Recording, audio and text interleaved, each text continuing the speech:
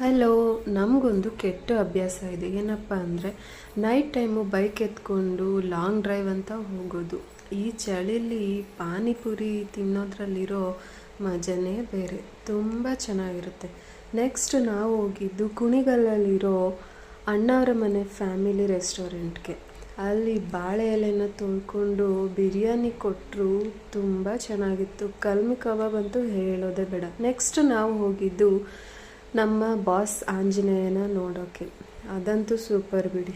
ಅಲ್ಲೊಂದು ಬ್ಯೂಟಿಫುಲ್ ಆಗಿರೋ ಕುದುರೆ ಇತ್ತು. ಹಾಗೆ ನಾವು ಬೀಡ ಹಾಕ್ಕೊಳ್ಳೋಕ್ಕಂತ ಒಂದು ಶಾಪಿಗೆ ಹೋದರೆ ನಾವು ಬೀಡ ಶಾಪಿಗೆ ಬಂದಿದ್ದೀವೋ ಅಥವಾ ಡ್ರೈ ಫ್ರೂಟ್ಸ್ ಶಾಪಿಗೆ ಬಂದಿದ್ದೀವೋ ಅಂತಲೇ ಗೊತ್ತಾಗಲಿಲ್ಲ.